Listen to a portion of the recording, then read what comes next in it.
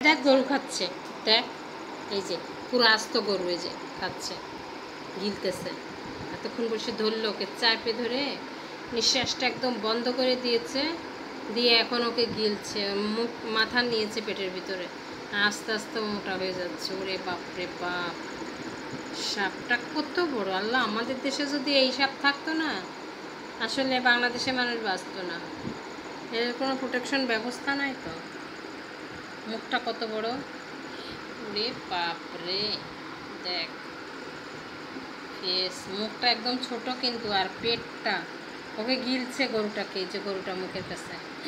একটা গরু তাই গিলে খেয়ে ফেলতেছে, কি অদ্ভুত!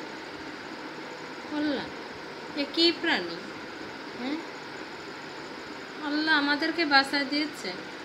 এ যদি আমাদের এখানে যত্রতত্র থাকতো, আমাদের প্রাণীরা তো বাঁচতো না, গরু ছাগল কোনো কিছু। পেটটাই যে বড় হয়ে যাচ্ছে, ওরে সর্বনাশ! প্লাস্টিকের মতন বড় হচ্ছে পেটটা। আর এক কি জিনিস, ওর একটু কষ্ট হয় না? ও একদিন খেয়ে 10 দিন পড়ে থাকবে একটা গরুকে। এত বড় একটা প্রাণী ওর সঙ্গে পারলো না, এই সাপের সাথে। সাপের কি বুদ্ধি যে ওকে এইভাবে করে খাচ্ছে, পেঁচায় ধরে, হাত পা নাই, কোনো কিছু নাই, অথচ শরীরে আল্লাহ কত শক্তি দিয়েছে, আর কি ক্ষমতা! আর ওর কাছে আমরা কিছুই না, পিঁপড়া এই সাপটার কাছে। সাপের কাছে যদি এই যে মানুষ আমরা যাই না, দেখো মাথাটা কিন্তু, এই যে মাথাটা, এই যে একটুখানি মাথাটা কিন্তু, নিচের চোয়ালের নিচে ওর অনেক জায়গা, প্রচুর জায়গা ওর। ওরে বাবা, কি ভয়ানক দৃশ্য! একটা গরুর জন্য, গরুটা কিন্তু পেটের ভিতরে আস্তে আস্তে চলে যাচ্ছে, ওর কিন্তু মারা যায়নি। মারা যেতে ওর এখনও অনেকটা সময় লাগবে, ওকে আস্তে আস্তে করে পুরাটা মুখের মধ্যে নিয়ে নিচ্ছে।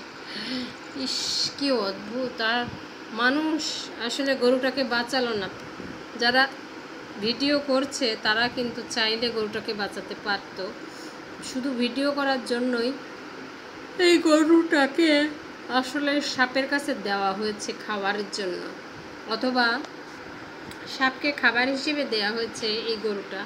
কারণ হচ্ছে ওনাদের এই ভিডিও তো আসলে কোটি কোটি ভিউ হবে, আর তারা অর্থ উপার্জন করবে। তার কাছে এই গরুটা আসলে কিছুই না।